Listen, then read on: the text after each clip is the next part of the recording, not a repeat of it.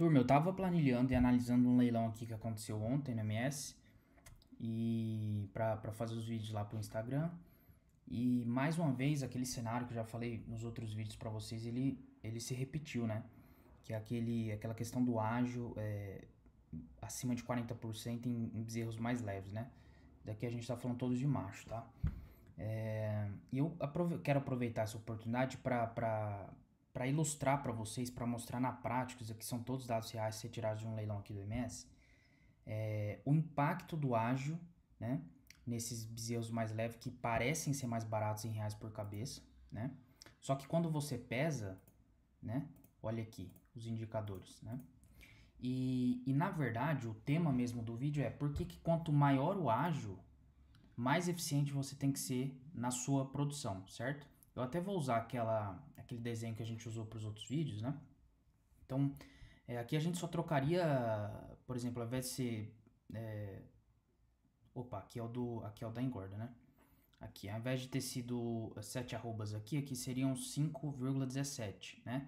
Só que essas 5,17 arrobas aqui, elas estariam carregando ágio 48,9%, lembrando, sem frete e sem comissão, né? Sem frete e sem comissão. Então, esse lote aqui saiu com mais de 50% de ágio, certo? Então, por mais que essas arrobas aqui, elas tenham menos arrobas, certo? Teriam duas arrobas a menos aqui, elas são arrobas mais caras. Exatamente de qual valor? R$ 464,52. Só que tem mais do que isso, porque o que interessa é quanto custa esse bezerro posto na fazenda, não é quanto eu paguei, quanto apareceu na tela do leilão, certo? Ainda tem comissão, ainda tem frete, né?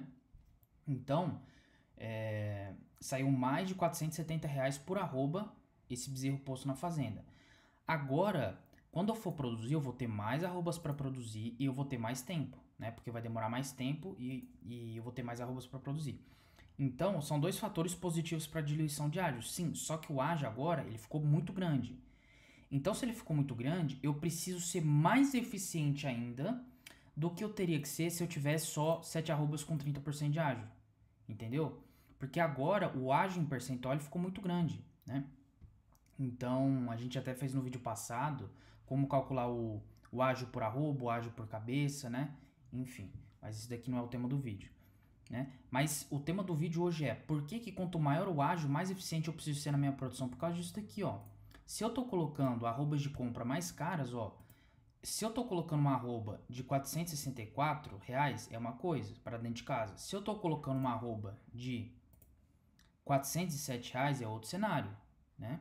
Se eu tô colocando uma arroba de 381 é outro cenário, entendeu? Então, quanto maior o ágio que você tá pagando, maior é o custo dessa arroba de reposição que você tá colocando aqui para dentro de casa.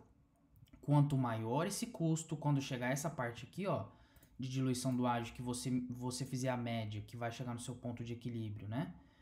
Do vermelho com o azul, se esse azul não for consideravelmente mais barato, e como que eu faço para produzir uma arroba mais barata? É baixo custo de produção, e baixo custo de produção não é baixo desempenho, mas esse não é o tema do vídeo, eu não vou conseguir diluir. E se eu não conseguir diluir esse ágio, eu não vou conseguir ter um ponto de equilíbrio baixo. E quanto maior o meu ponto de equilíbrio, na verdade, quanto mais próximo o meu ponto de equilíbrio é da arroba que o frigorífico está pagando naquele momento, mais frágil é a minha operação, porque eu fico dependendo da arroba subir para eu fazer dinheiro na pecuária, entendeu? Se você é um cara muito eficiente da porteira para dentro, aqui ó, na produção, e você se garante na produção de arrobas baratas, muito provavelmente, né? Não sei se é o caso aqui de 50%, acho que é muita coisa, mas nos ágios padrões de mercado, 30%, 35% em momentos de mercado aquecido, né? Que a gente costuma ver, você consegue chegar num ponto de equilíbrio consideravelmente mais baixo do que a arroba. Então vamos supor, né? Que a arroba ela tá 311 no Datagro, por exemplo, né? E você chegou com o seu ponto de equilíbrio tá entre 280, né? 280 acima é lucro. 280 abaixo que você vender é prejuízo, né? Então, olha só.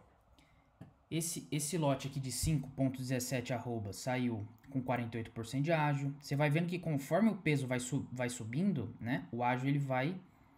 esse caso aqui não aconteceu, mas você tá vendo que tá bem próximo, né? Ó, 5 arrobas e meio, 41%. 170 quilos, 43%. Olha que interessante, olha a diferença que é você comprar um bezerro, nesse caso, nesse leilão, né, de 199 quilos, para você ter comprado um bezerro de 170 quilos, por exemplo. Olha só, né? 43% de ágio e 22% de ágio, né? Vamos considerar aí que é metade só para facilitar as contas. Então, qual que é o impacto disso no seu lucro líquido no final da operação? Você já parou para pensar nisso? Você já parou para fazer essa conta? É uma provocação que eu deixo para você.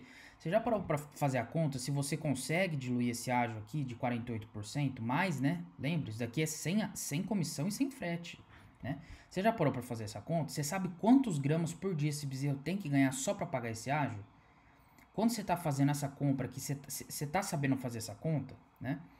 É uma compra consciente, é uma compra calculada, é uma compra planejada, tudo bem, né? Se você é super mega eficiente dentro da fazenda, compra seu bezerro com 48, mais de 48% de ágio. Eu não tô aqui para ficar cagando regra pro seu negócio, né? Pra sua fazenda. Não é esse o intuito do vídeo. O intuito é provocar, é estimular você a pensar se você tá tomando essa decisão com base em dados, com base em números, né? Com base na matemática. Porque tem uma frase que um pecuarista me falou um dia.